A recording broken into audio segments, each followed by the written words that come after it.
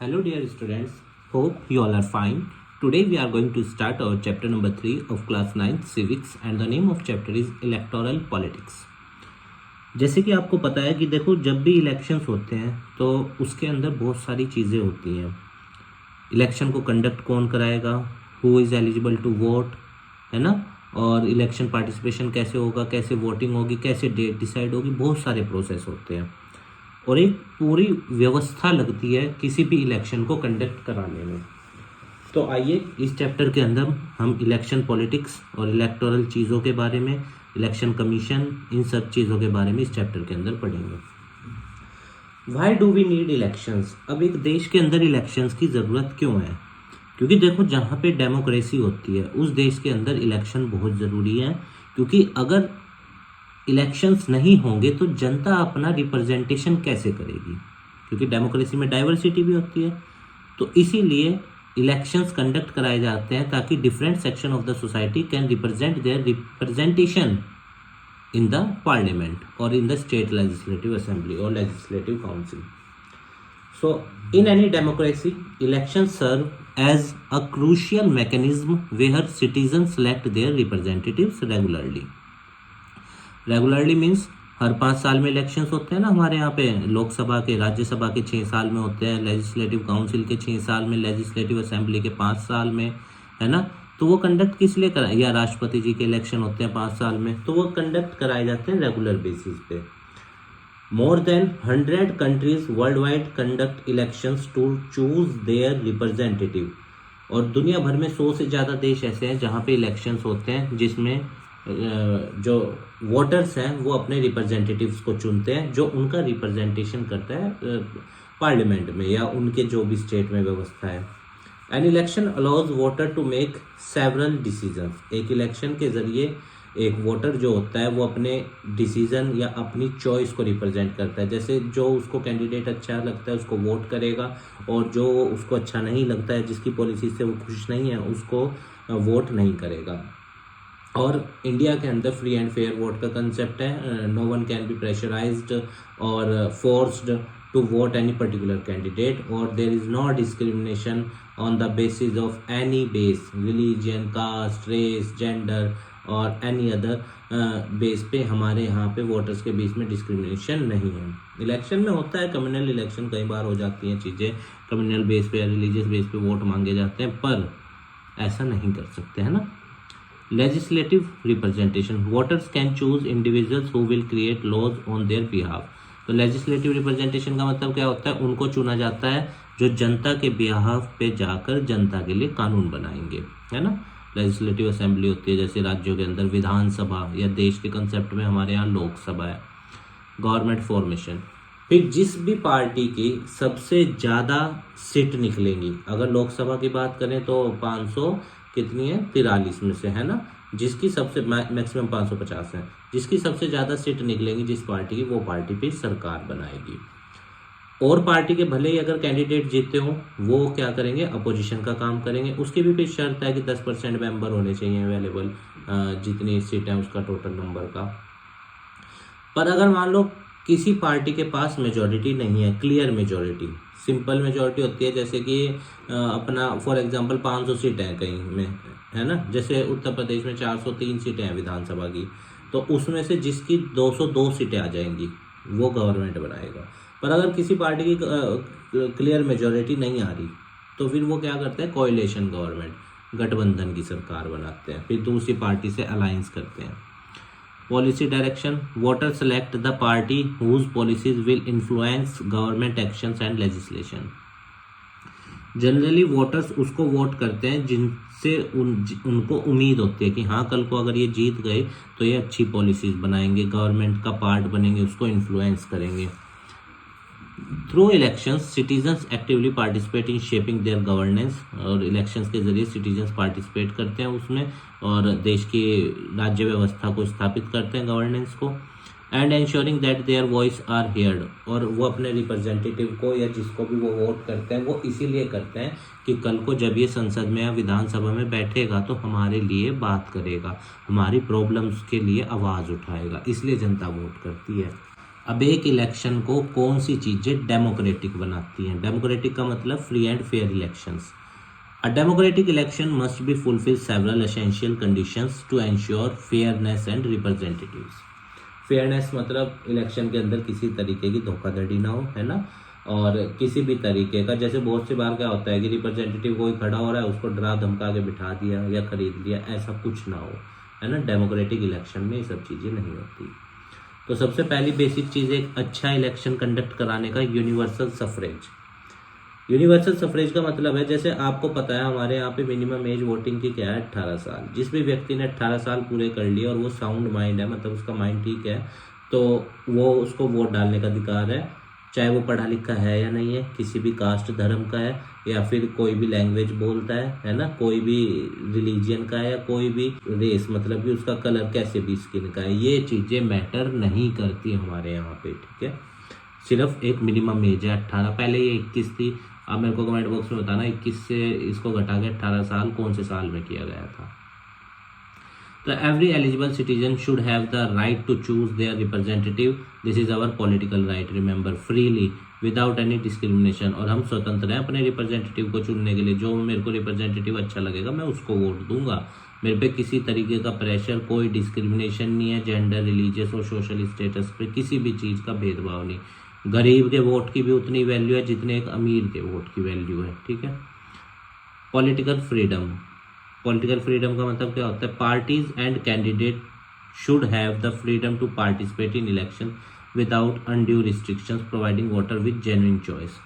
Political freedom का मतलब क्या होता है?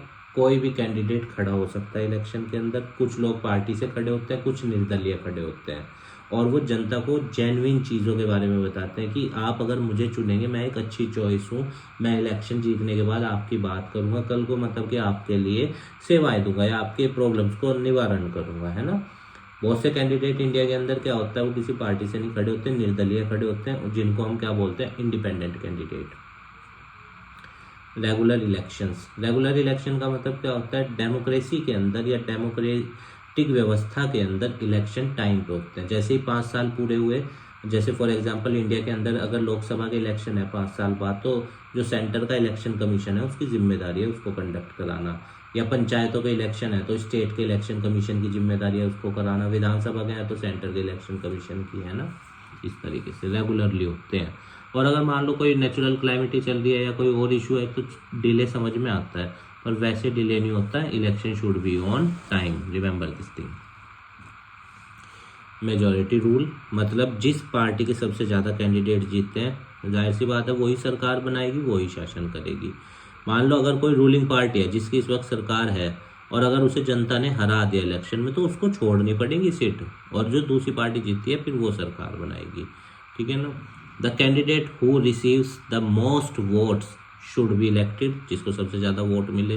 क्योंकि अब इसमें ना 2 तरीके के सिस्टम होते हैं इलेक्शन के, FPTP सिस्टम और PR system, first post past system. इसके अंदर क्या होता है कि कोई जिसको सबसे ज़्यादा परसेंटेज में वोट मिलेगा वो जीत जाता है। और उसमें PR सिस्टम के अंदर क्या होता है, रिप्रेजेंटेटिव वाले सिस्टम में जिसको जितने परसेंट वोट उतने परसेंट सीट का डिस्ट्रीब्यूशन। जैसे राज्यसभा के केस में PR सिस्टम चलता है और लोकसभा के केस में FPPT सिस्टम चलता है। फ्री एंड फेयर प्रोसेस होता है, इलेक्शन में कोई धोखाधड़ी नहीं होती, है ना। Election must be conducted in transparent, पारदर्शिता होती है बहुत ज़्यादा। इम्पार्शियल, कोई भेदभाव नहीं, एंड मतलब कोई ऑफिशियल्स पर्टिकुलर कैंडिडेट को नहीं वो करते सपोर्ट, एंड इंक्लूसिव मैनर, सबको इंक्लूड किया जाता है इसमें। This ensure that voters can freely express their preference and that all candidates have equal opportunities to campaign and present their platform.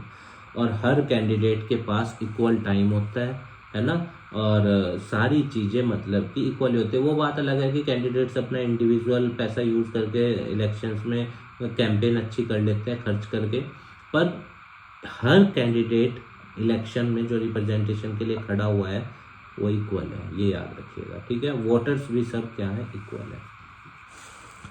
Is it good to have political competition? क्या candidates के बीच में competition होना चाहिए? मतलब कि जैसे एक इलेक्शन में फॉर एग्जांपल कहीं की लोकसभा सीट का इलेक्शन है तो उसमें 10 लोग खड़े हैं, क्या ये अच्छी चीज़ है? हाँ, इससे क्या होता है, एक तो जनता के पास चॉइस आती है बहुत ज़्यादा, है ना, और बहुत सारी चीज़ें हैं इसके अंदर। आइए देखते हैं। इंसेंटिव्स फॉर परफॉर्मेंस, अगर कोई अच्छी परफॉर्मेंस कर रहा है जनता उसको दोबारा चुनती है। जैसे प्रधानमंत्री मोदी जी को जनता ने तीसरी बार चुना है because of his good deeds की वजह से, या फिर वो अच्छा एफर्ट कर रहे हैं देश के लिए, है ना। Regular electoral competition create incentives for political parties and leaders to perform well. तो अगर वो अच्छा करेगी कोई पॉलिटिकल पार्टी, जनता उसे दोबारा भी चुनेगी, मौका देगी, और कोई अगर अच्छा नहीं कर रही है या किसी पार्टी से जनता परेशान है तो उसको इलेक्शन में हराएगी भी। Parties strive to address issues that resonate with voters to enhance their popularity and electoral prospect. आपने देखा होगा बहुत सारी रैलियां निकाल ली जाती हैं, जनता से डायरेक्ट इंटरेक्ट करते हैं लीडर्स या पार्टी के रिप्रेजेंटेटिव की, देखो हमने ये काम किया, या इस तरह से जनता को समझाते हैं कि अगर आप हमें वोट देंगे तो you will be really feel proud और we will try to sort out your problems. This ensure that elected representative are motivated to deliver और promise and address public concerns. और इससे क्या होता है, देखो अगर कोई अच्छा नेता होता है जो जब वो जनता से वादा करता है, जनता उसको जिताती है, तो उसको मोटिवेशन भी मिलता है कि हाँ नहीं, जनता ने मुझे जिताया है, ये मेरी जिम्मेदारी है कि मुझे जनता के प्रति काम करना है। अकाउंटेबिलिटी, अकाउंटेबिलिटी मतलब देखो जनता जिसे भी चुनती है उस व्यक्ति की जिम्मेदारी है कि वो अपने इलेक्टोरेट्स की या जो वोटर्स हैं, जो भी उसकी कॉन्स्टिट्यूएंसी के या विधानसभा क्षेत्र के वोटर्स हैं, उनके वो प्रति वो अकाउंटेबल है। अगर वो कुछ भी गलत करता है या सही काम नहीं करता तो अगले इलेक्शन में उसको जिताएंगे नहीं लोग। Service orientation, even if a political party or a leader is primarily motivated by the desire to attain or retain power, competition compels them to focus on serving the electorates.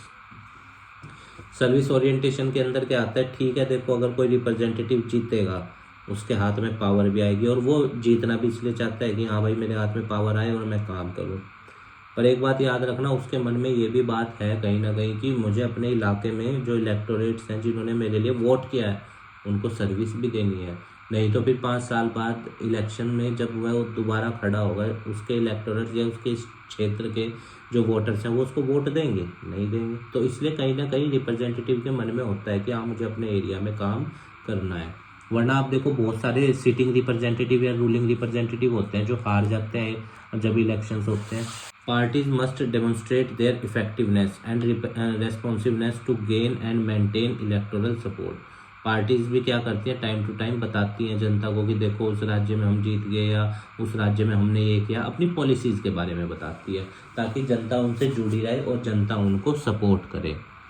This leads to policies and governance that are more attend to the needs and aspirations of the people. और ये चीज़ ही क्या करती है, जनता के प्रति अच्छी governance को create करती है। क्योंकि देखो अगर पॉलिटिकल पार्टीज़ के मन में फियर नहीं होगा ना तो कभी भी अच्छी व्यवस्था स्थापित नहीं हो सकती। What is our election system, let us see.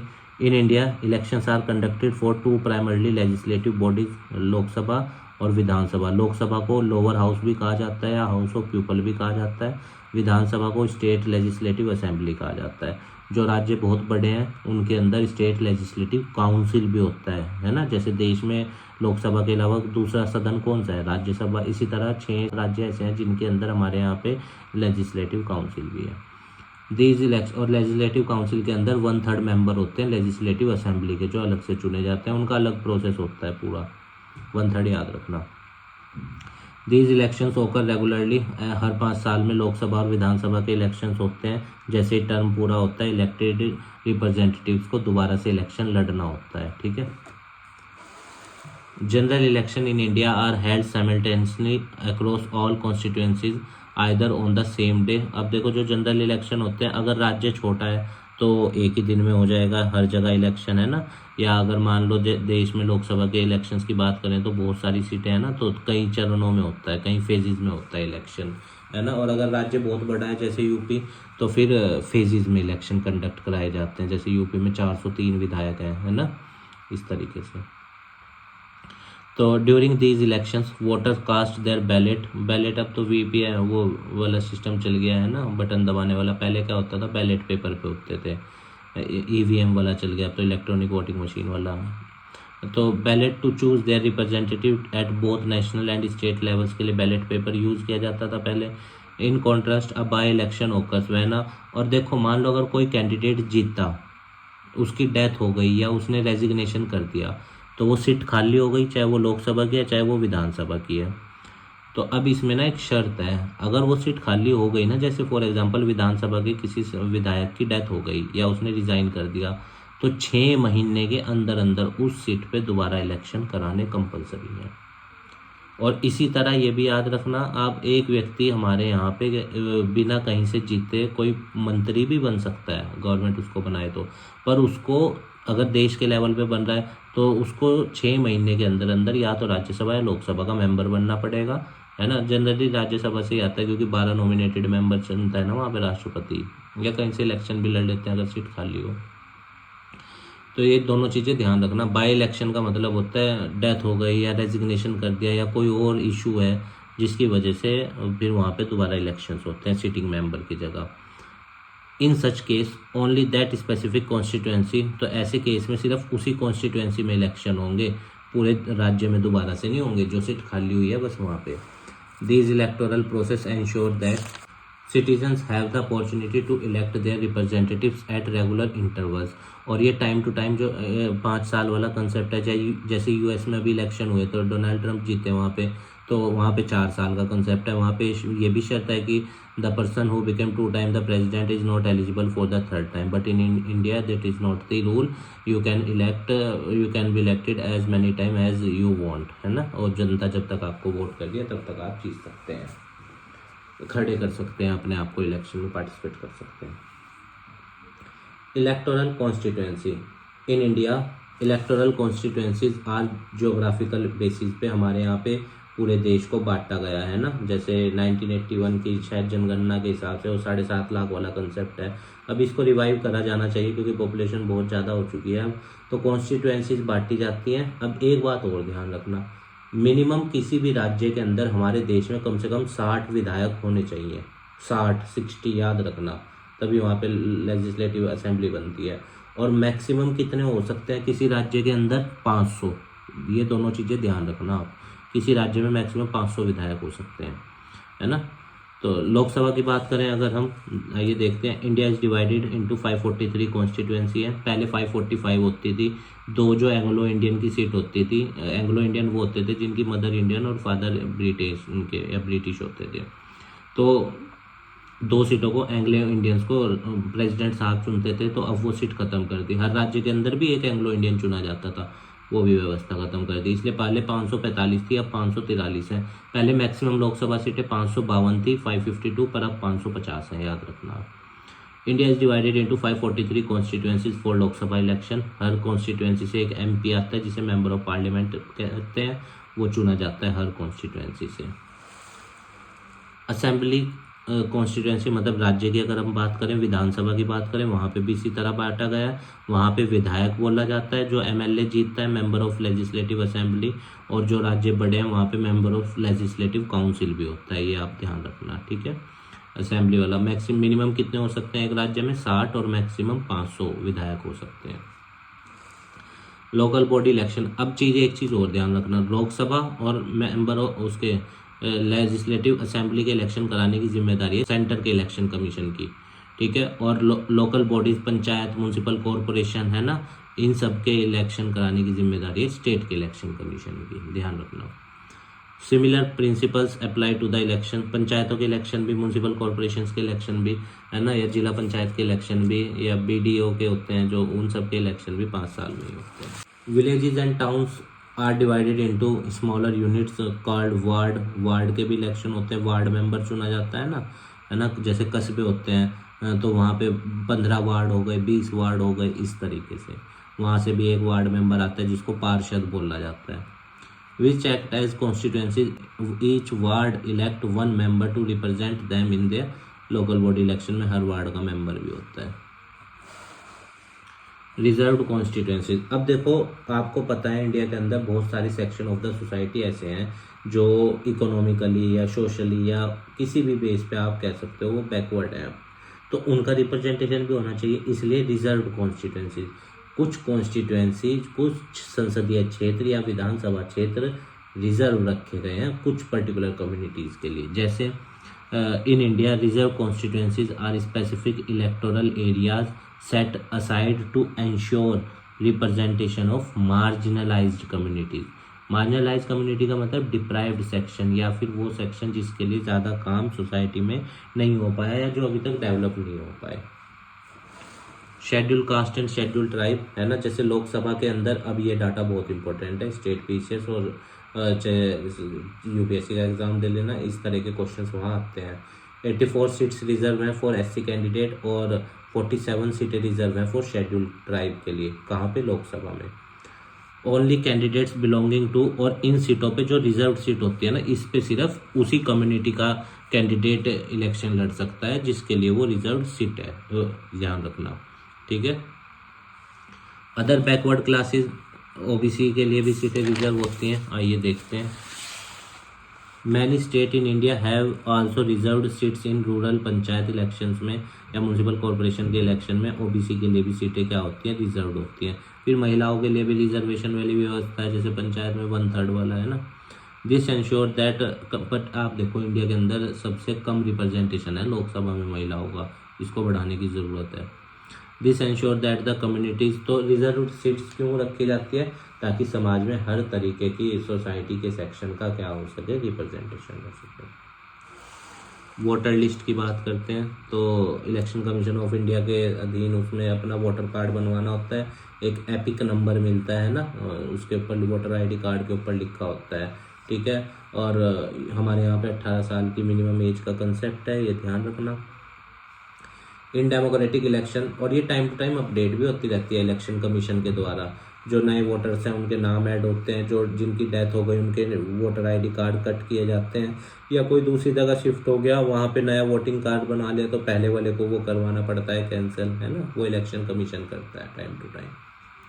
In democratic election the voter list officially known as electoral roll, तो इलेक्टोरल रोल किसको बोला जाता है? वोटर लिस्ट को. प्लेज अ क्रूशियल रोल, इसका बहुत इंपॉर्टेंट रोल है. It prepared well in advance of the election and contains the names of all eligible voter, तो इलेक्टोरल रोल के अंदर या वोटर लिस्ट के अंदर सारे एलिजिबल वोटर्स के नाम होते हैं. This list ensure that every eligible citizen has the opportunity to vote, और ये लिस्ट ये बताती है जिसका भी इसमें नाम है वो व्यक्ति एलिजिबल है वोट करने के लिए. While it's the government responsibility, ये गवर्नमेंट की जिम्मेदारी है कि लिस्ट को कंपाइल किया जाए, टाइम टू टाइम इसको वैलिड आइडेंटिफिकेशन किया जाए, है ना. जैसे वो होता है एपिक, वो फोटो वोटर आईडी कार्ड होता है. जब एक व्यक्ति वोट डालने जाता है तो आधार कार्ड या कोई भी आइडेंटिटी प्रूफ देखा जाता है और पर्ची लेके जानी पड़ती है. वो वोटिंग जो लिस्ट में नाम होता है ना, उसकी ना एक छोटी सी पर्ची आती है, वो आप ऑनलाइन भी डाउनलोड कर सकते हैं और वहाँ पे भी प्रोवाइड होती है, तो वो उससे वोट डाला जाता है, वो होगा और एक आईडी कार्ड होगा. द एपिक हेल्प्स, और ये वोटर आईडी कार्ड या ये आइडेंटिटी कार्ड क्यों लेके जाना पड़ता है? ताकि कोई और वोट ना डाले, फ्रॉड ना हो किसी तरीके का, है ना.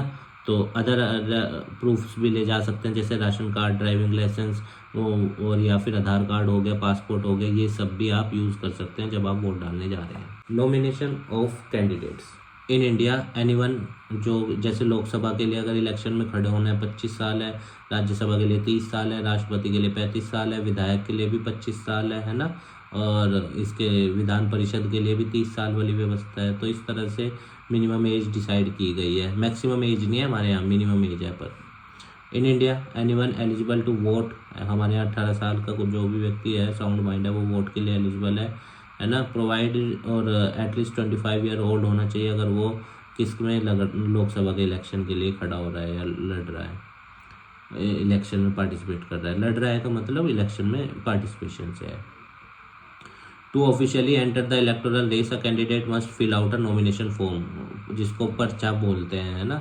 गांव की सेंस में बोलते हैं कि हमने तो पर्चा भर दिया इलेक्शन में. पर्चा भर दिया का मतलब होता है नॉमिनेशन फॉर्म भर दिया.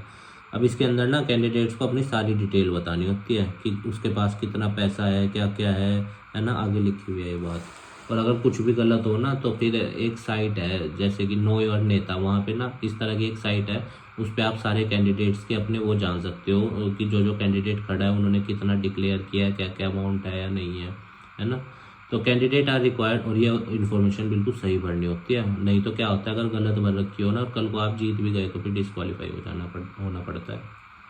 Candidate are required to declare certain detail publicly, सब कुछ अपनी वेल्थ, है ना, सीरियस क्रिमिनल केस कितने हैं, पेंडिंग केस कितने हैं, है ना, एंड लाइबिलिटीज़ कितना पैसा लोन का है, एजुकेशन पढ़ा लिखा कितना है, तो ये सब बताना पड़ता है एक कैंडिडेट को। क्यों? ताकि जनता ये जान सके जिसे वो वोट करने जा रहे हैं वो कैंडिडेट है कैसा, है ना। फॉर एग्जाम्पल मान लो मैं किसी कैंडिडेट को वोट करने जा रहा हूँ और उसका पहले सारी डिटेल जान लिया है। नो योर नेता है शायद साइट का नाम, एक बार देख लेना आप, इस तरह की एक गवर्नमेंट की साइट है, उस पर आप हर कैंडिडेट की डिटेल जान सकते हो जो उस इलेक्शन में पार्टिसिपेट कर रहा है। तो उससे एक जनता को ना एक अच्छी चॉइस का मौका मिल जाता है। भाई मान लो किसी को कोई वोट डालने जा रहा है पर उसकी वो पता ही नहीं बैकग्राउंड, पर इस तरह अगर हमें उसका बैकग्राउंड पता हो तो हम अच्छी चॉइस बना सकते हैं कि इसको वोट देना है या नहीं देना है।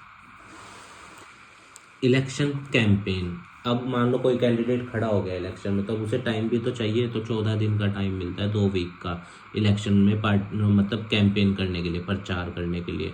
और आप मेरे को ये बताना वोटिंग वाले दिन से कितने घंटे पहले प्रचार बंद करना होता है, ठीक है, ये आप मुझे कमेंट बॉक्स में बताना, सर्च कर लेना इंटरनेट पे। Election campaign in India are crucial period for a candidate, और पॉलिटिकल पार्टी के लिए बहुत कैंपेन वाला टाइम बहुत ही ज़्यादा इंपॉर्टेंट टाइम होता है। इसी में वो अपनी पॉलिसीज़ के बारे में बताते हैं, जनता से अपील करते हैं, है ना। This campaign spend 2 weeks, 2 week का टाइम मिलता है जैसे मैंने अभी बताया कैंडिडेट्स को, जिसमें और पोलिंग डेट से मतलब कि पहले आपको ये कैंपेन क्या करना पड़ता है, बंद करना पड़ता है। During this time candidate engage directly with voter से मतलब रिप्रेजेंट करते हैं वोटर से, रैलियाँ निकालते हैं, वोटर्स को बताते हैं कि वो क्या काम करेंगे या उन्होंने आज तक क्या किया है।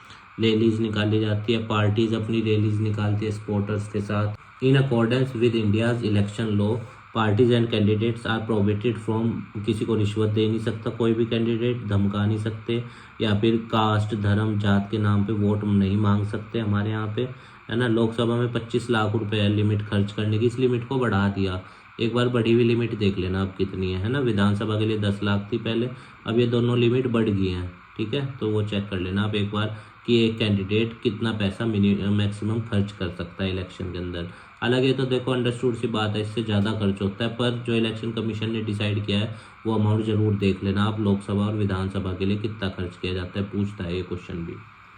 Violation can result in electoral disqualification through court ruling, और कई बार अगर कोई कैंडिडेट डिस्क्वालीफाई हो गया या किसी और कारण से कोई गलत डिटेल भर दी या कुछ भी प्रॉब्लम हो गई, तो फिर वो कोर्ट के ज़रिए या कुछ भी उस तरह का जुडिशरी का वो साथ ले सकते हैं उस टाइम। देखो नोट्स थोड़े बड़े हैं मैं मानता हूँ, पर ये लिखने बहुत ज़रूरी थे क्योंकि तभी पूरे चैप्टर को आप बहुत अच्छे से समझ सकते थे। आप अपने हिसाब से इसमें से पॉइंट्स कम करके लिख लेना, पर बहुत इंपॉर्टेंट चीज़ें हैं। Furthermore all political parties adhere to a model code of conduct. Model code of conduct का मतलब किसी भी तरीके का सरकारी पैसा या सरकारी व्हीकल्स, है ना, ऑफिशियल्स को नहीं यूज़ कर सकते आप अपने इलेक्शन कैंपेन में, ये ध्यान रखना। This code prevent that the use place of worship का कोई प्लेस नहीं यूज़ करोगे, या किसी तरह का प्रोपेगेंडा फैलाने का ऐसा कुछ नहीं यूज़ करोगे। गवर्नमेंट व्हीकल्स का यूज़ नहीं कर सकते, ऑफिशियल्स का या जो इलेक्शन में लगे हुए ऑफिसर्स हैं उनका नहीं यूज़ कर सकते आप। ट्रांसफर्स भी नहीं हो सकता। देखो ये भी बात एक बहुत अच्छी है कि इलेक्शन की अगर डेट अनाउंस होगी ना तो फिर उससे पहले मतलब कि राज्य के अंदर ट्रांसफ़र नहीं हो सकते ऑफिसर्स के, या फिर कोई नई पॉलिसी नहीं इंट्रोड्यूस कर सकता है जो उस राज्य का सीएम है, ये भी देखो एक नियम है। पॉलिसीज़ और मेकिंग प्रोमिसेस और प्रोमिस या इस तरह की चीज़ें नहीं कर सकते आप, है ना। दीज मतलब प्रोमिस जो धार्मिक बेस पे हो या ऐसे प्रोमिस जो पूरे ही नहीं हो सकते। दीज मेजर इंश्योर और ये सब क्यों किया जाता है, क्यों एक कैंडिडेट ये सब चीज़ें नहीं कर सकता, ताकि देखो अब मान लो अगर कोई रूलिंग पार्टी है वो तो इन सब चीज़ों को कर लेगी, पर जो कैंडिडेट इंडिपेंडेंट खड़ा जिस पे कुछ नहीं है पर वो अच्छा कैंडिडेट है उसके बारे में भी तो सोचना है, तो इसीलिए इन सब चीज़ों को रोका गया है। These measure ensure fair and ethical campaigning, और ये क्यों किया गया ताकि अच्छे से कैंपेन हो और फेयर कैंपेन हो, है ना, इलेक्टोरल प्रोसेस के दौरान। अब आती है बात जिस दिन वोट पड़ने और काउंटिंग ऑफ वोट की। On election day voters in India cast their vote at designated polling state. Booth पे जाके वो वोट डालते हैं, है ना। हर कैंडिडेट के वोटर आईडी कार्ड के पीछे बूथ लिखा होता है जहाँ पे उसका वोट पड़ेगा। Eligible voter go to their assigned polling booth पे जाते हैं, जो वोटर एलिजिबल हैं, और इलेक्शन ऑफिशियल्स वेरीफाई करते हैं, है ना, आइडेंटिटी वेरीफाई करते हैं और उसका नाम वोटिंग लिस्ट में है क्या ये वेरीफाई करते हैं। इनसाइड द पोलिंग बूथ के अंदर देखो, मैं आपको पूरा, जैसे जब आप गेट में एंटर करते हो वहाँ पे चेकिंग होती है एक तो, फिर जब आप पोलिंग जिस कमरे में, जैसे मान लो कोई बिल्डिंग है, जनरली गवर्नमेंट स्कूल्स में ही पढ़ते हैं, तो गवर्नमेंट स्कूल में जिस कमरे में आपका वो बूथ बना है जहाँ पे जाके आप वोट डालोगे, तो वहाँ पे भी 2-4 ऑफिसर्स बैठे होते हैं, वो दोबारा से चेक करते हैं वोटिंग लिस्ट में आपका नाम, है ना, और फिर वोटर आईडी कार्ड चेक करते हैं आपका, फिर आपके हाथ पे फिंगर पे इंक लगाई जाती है, वोटिंग इंक, है ना, फिर उसके बाद आपको कहा जाता है कि आप वोट डाल लीजिए, या कहीं पे वोट डालने के बाद इंक लगती है, वो जैसे व्यवस्था होती है उस पर होता है ना। और बहुत सारे ऑफिसर भी होते हैं, वो पूरा प्रोसेस होता है, इलेक्शन कंडक्ट कराना कोई इतना आसान काम नहीं है। Inside the polling booth agents होते हैं, ईच कैंडिडेट के, हर कैंडिडेट के एजेंट होते हैं जो उसको वोटर को बताते हैं कि देखो इस कमरे में आपका वोट पड़ना है, जाओ, है ना। हालांकि वो इस तरह से अच्छा देखो, एक चीज़ और याद रखना, वोटिंग वाले दिन ना कोई भी कैंडिडेट या किसी भी कैंडिडेट का एजेंट कोई भी किसी तरीके का जो भी उसका कैंपेन का सिंबल रहा है या पार्टी का सिंबल यूज़ नहीं कर सकता, ये भी एक नियम है ना। ट्रेडिशनल बैलेट पेपर पहले चलता था, अब तो ईवीएम है, इलेक्ट्रॉनिक वोटिंग मशीन, जिसमें सारे कैंडिडेट्स के नाम लिखे होते हैं, जिसके भी नाम के आगे का आप बटन दबाते हो वो वोट आपका उसको चला जाता है। EVM display name of the candidate and their party symbol, voter simply press a button next to the, जिस भी कैंडिडेट को वो चुनना चाहते हैं वोटर उसके सामने का बटन दबाते हैं और अपना वोट को कास्ट कर देते हैं, मतलब डाल देते हैं। आफ्टर वोटिंग एंड, और जब वोटिंग एंड होती है तो जो ईवीएम है उनको सील्ड कर दिया जाता है और ट्रांसपोर्ट किया जाता है एक सिक्योर प्लेस पे। फिर फ्यू डेज के बाद the sealed EVMs are open, उन्हें ओपन किया जाता है और कैंडिडेट्स की वोटिंग काउंट होती है, किसको कितने वोट पड़े। ये इसलिए भी आसान है क्योंकि देखो बैलेट पेपर में क्या होता था, कई बार मोहर गलत लग जाती थी या दो तरफ प्रिंट हो जाती थी, तो अब ये ऑनलाइन वाली व्यवस्था बढ़िया है, बटन दबाओ एकदम, और वोट काउंट करना भी बहुत आसान है ना। सबको पता रहता है कि हाँ भाई इतने वोट मिले, क्योंकि सामने ही होता है सारा data. The candidate with the highest number of votes, जिसको सबसे ज़्यादा वोट मिलते हैं वो विनर हो जाता है। और उसको ना अब एक चीज़ और ध्यान रखना, विनिंग जब विधानसभा का जीतता है, लोकसभा का जीतता है ना, एक पत्र मिलता है जीतने वाले कैंडिडेट को कि हाँ ये कैंडिडेट जीतता है, और फिर वो शपथ वाला प्रोसेस अलग है। दिस प्रोसेस इंश्योर ट्रांसपेरेंसी, और ये सब ईवीएम वाला प्रोसेस क्यों किया गया, ट्रांसपेरेंसी रहे, काउंटिंग एफिशिएंटली हो जाए टाइम से, है ना, किसी तरीके का। अब बैलेट पेपर में मान लो मोहर वो फोल्ड करके डालते थे, जैसे एक कैंडिडेट पे मोहर लगाई, वोट करके डाला, तो फोल्ड करा उसे और डब्बे में डाल देते थे, तो उसमें क्या होता था, वो मोहर कई बार गलती से दूसरी तरफ भी लग जाती थी। या लोकल पंचायत के इलेक्शन में वार्ड मेंबर और जब चेयरमैन के इलेक्शन होते हैं तो उसमें फॉर एग्जांपल कई बार मान लो चेयरमैन पे उस पर तो पर्चे पे मोहर मार दी वोटर ने, वो उस पर भूल गया क्योंकि लिटरेसी भी तो है ना, तो इसीलिए फिर ये सब चीज़ें लाई, ये बहुत अच्छा तरीका है वोटिंग के लिए। हर किसी का अपना पर्सपेक्टिव है, मेरे हिसाब से अच्छा है। Leading to the election of representative based on the preference of the electoral, और वो कैंडिडेट जीत जाता है जिसको सबसे ज़्यादा वोट पड़े होते हैं।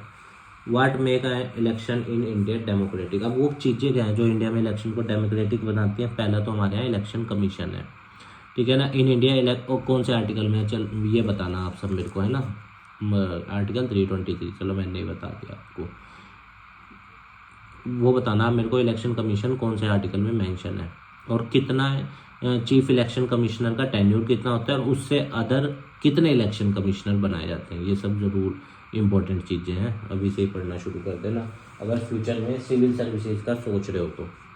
इन इंडिया, क्योंकि अगर अभी से बेस बना लोगे ना बहुत बढ़िया, तो जब तुम कोचिंग ले रहोगे या सेल्फ स्टडी या कुछ भी तैयारी कर रहोगे, चीज़ें बहुत आसान हो जाएंगी। In India elections are overseen by election commission, देखता है ना, इंडिपेंडेंटली काम करता है। चीफ इलेक्शन कमिश्नर होता है एक, जिसकी जिम्मेदारी होती है, अब ये इंपॉर्टेंट है यहाँ, चीफ इलेक्शन कमिश्नर का अपॉइंटमेंट कौन करता है, प्रेसिडेंट। इसके पास पावर क्या क्या है, the election commissioner manage all aspect of elections from announcing date से रिजल्ट तक की जिम्मेदारी इसकी होती है। In it enforce a code of conduct and penalise parties और कैंडिडेट फॉर वायलेशन, और अगर उस कोई भी पार्टी या कोई भी कैंडिडेट उस कोड ऑफ कंडक्ट को नहीं मानता या उन लॉज को तोड़ता है तो फिर उस पर वायलेशन में उस पर पेनल्टीज लगाई जाती हैं।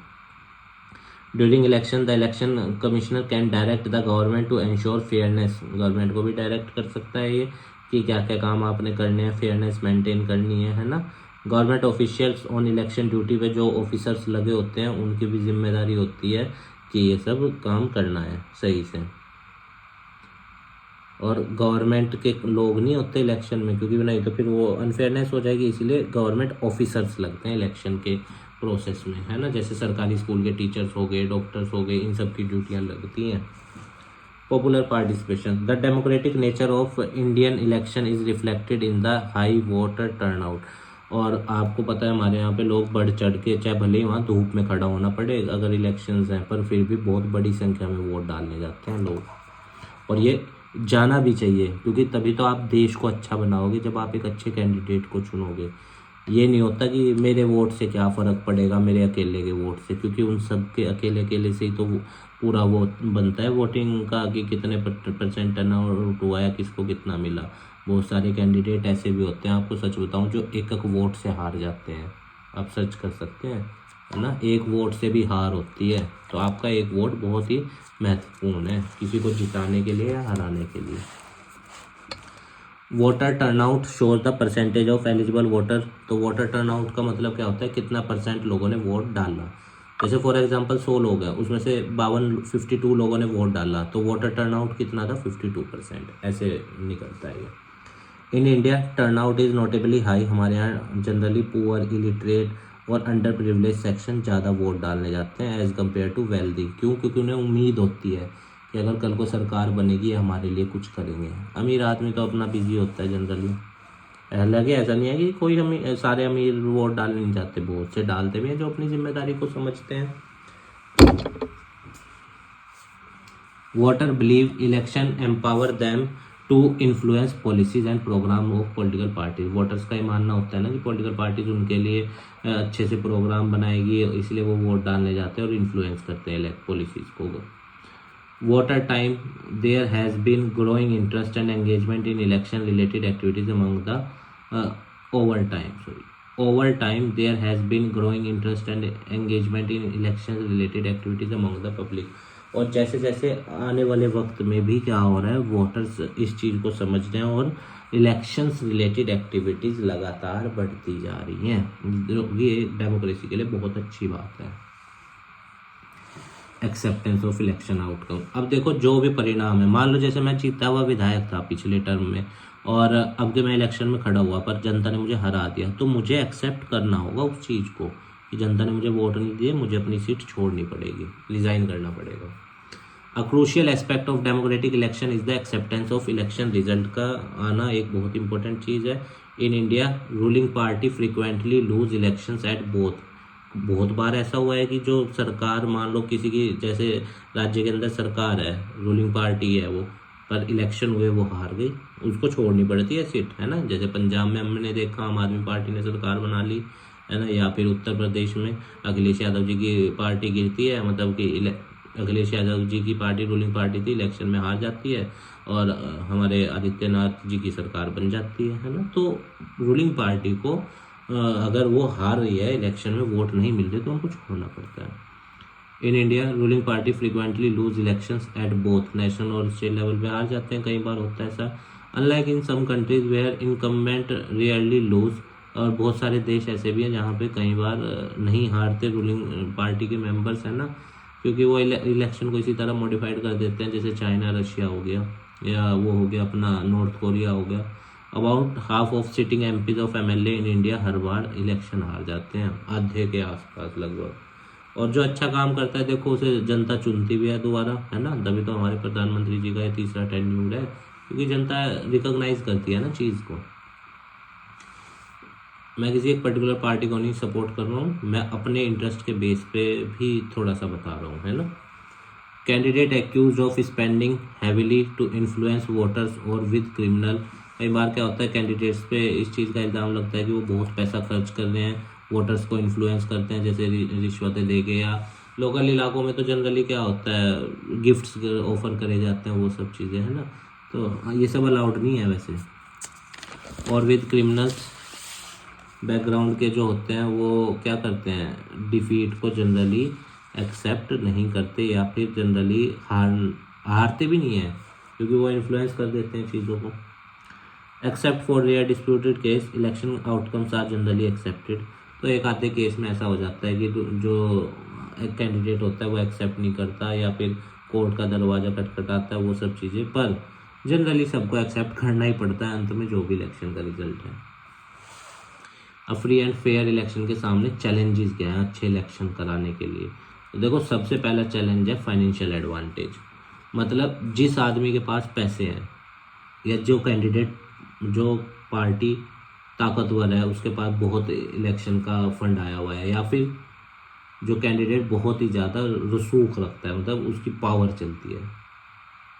एक तो कैंडिडेट हो गया ये। अब एक कैंडिडेट है वो जो इंडिपेंडेंट खड़ा है, जिसके पास इतने संसाधन नहीं है, उसकी नीयत अच्छी है इलेक्शन में जीतने के बाद की, पर जनरली जो पैसा खर्च करता है बहुत ज़्यादा, उसको एडवांटेज रहता है ना।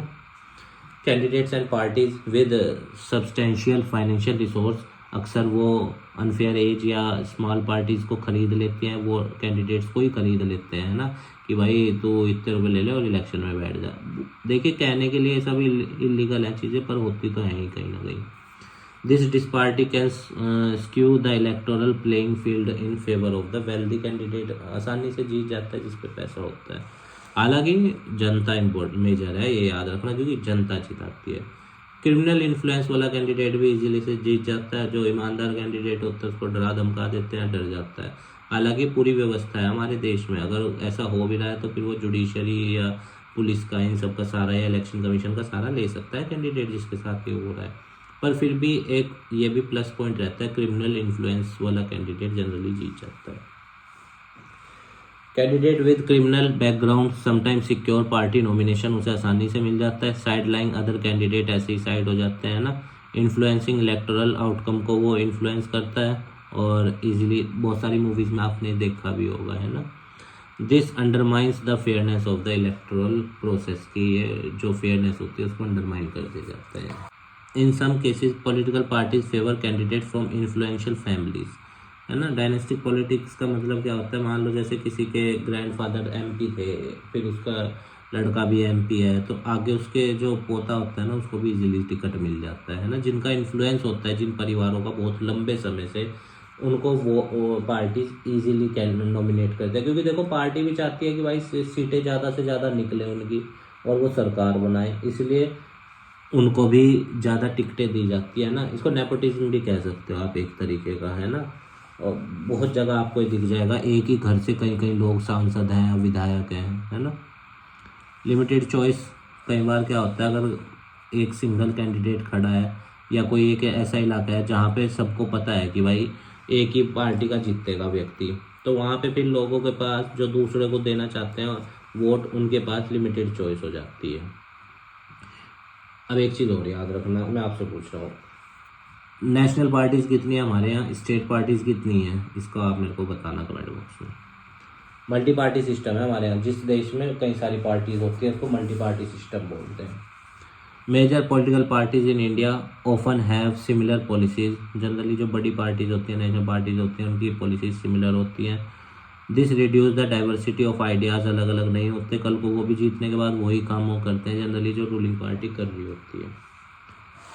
स्मॉलर पार्टीज़ के लिए डिसएडवांटेज हो जाती है बहुत ज़्यादा कई बार केसेस में, है ना, क्योंकि उनके पास संसाधन कम है, उनके पास रिप्रेजेंटेशन इतना ज़्यादा नहीं है मेन स्ट्रीम मीडिया में, या फिर और जो क्रिमिनल इन्फ्लुएंस वाला या वो फाइनेंशियल एडवांटेज वाला चैलेंज भी उनके सामने आ जाता है छोटी पार्टियों के सामने। तो इन सब के चलते उनके जीतने के चांस क्या हो जाते हैं, बहुत ही ज़्यादा कम हो जाते हैं। तो स्टूडेंट्स, ये था आपका चैप्टर नंबर 3 और इलेक्टोरल पॉलिटिक्स। उम्मीद है आपको समझ में आया होगा। हमारे काम को सपोर्ट करने के लिए वीडियो को लाइक कीजिएगा, अपने दोस्तों के साथ शेयर कीजिएगा, हमारे चैनल को भी सब्सक्राइब कर दीजिएगा। और देखो स्टूडेंट, किसी भी पॉइंट को आप अदरवाइज ना लेना, मैं भी एक लर्नर हूँ, पॉलिटिकल साइंस का स्टूडेंट हूँ, मैंने भी उसी बेस पे चीज़ों को आपको बताने की कोशिश करें। फिर भी अगर आपकी भी किसी पॉइंट से कोई भावना हर्ट हुई है तो मैं उसके लिए आपसे क्षमा मांगता हूँ। मेरा कोई इंटेंशन नहीं है आपकी किसी भावना को हर्ट करने का। आप स्वस्थ रहिए, खूब जीवन में आगे बढ़िए, खूब मेहनत कीजिए, इस देश को अच्छा बनाइए, समाज को अच्छा बनाइए, इस लोकतंत्र को अच्छा बनाइए। ठीक है ना स्टूडेंट्स, धन्यवाद स्टूडेंट्स।